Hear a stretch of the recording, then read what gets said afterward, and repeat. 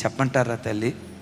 23 సంవత్సరాల సేవలో ప్రారంభంలో మనుషుల మీద నమ్మకం పెట్టుకున్నాను, కానీ యేసయ్యను రుచి చూసిన తర్వాత, మనుషుల పరిస్థితి అర్థమైన తర్వాత, యేసు మీద తప్ప ఏ నరమాత్రుని మీద నమ్మకం పెట్టుకోవటం ఆపేశాను. మేము ఉండే ఇంటి ఓనర్ గారు 10వ తారీఖు కల్లా అద్దె ఇవ్వాలి, 1500. ఈగపోతే అస్సలు ఊరుకోదు. అప్పటికి అద్దె కట్టలా.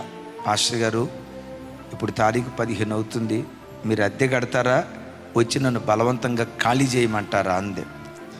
రేపు ఆదివారం ఆరాధన ఉంది, వచ్చే ప్రజల్లో ఎవరో ఒకళ్ళు కానుకీకిపోతారా, దేవుడు ఎవరినో ఒకళ్ళని రేపకపోతాడా, ఆ డబ్బుతో 1500 రూపాయలు అద్దెకి ఇగిపోతానా అని రేపు ఆదివారం ఇస్తానమ్మా అన్నాను.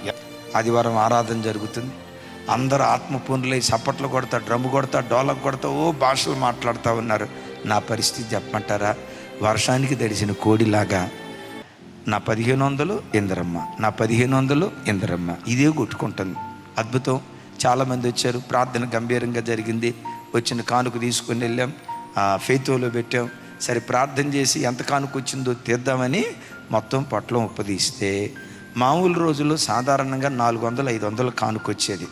ఆ రోజు దేవుని మహా గొప్ప కృపను బట్టి 40 రూపాయల కానుక వచ్చింది. ఇక వినండి, 1 గంట నుండి ఆ సెకండ్ ఫ్లోర్లో కుర్చీ దగ్గరికి లాక్కొని ఆ కుర్చీ మేము చేతులు పెట్టి ఏడ్చానండి.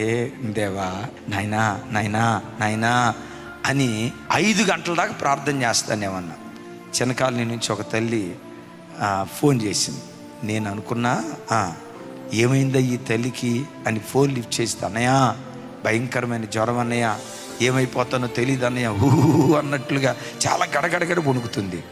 నాకు బాధ అనిపించి ఆ 40 రూపాయలు 10 రూపాయలు తీసుకొని ఛార్జీ పెట్టుకొని వెళ్ళా.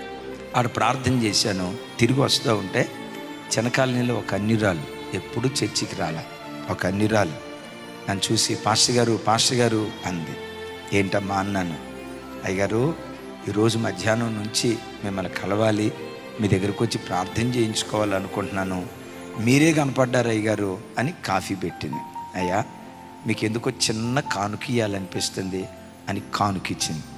సరే నేను ప్రార్థన చేసి ఫెయిత్కి వచ్చా. ఓపెన్ చేసి చూస్తే 2000 రూపాయలు దేవుడు ఇచ్చాడు. ఆయన వైపు చూసే కదా, వారు ఆయన తట్టు చూడగా వారికి వెలుగు కలుగును, వారి ముఖములు ఎన్నడూ లజ్జింపబడవు.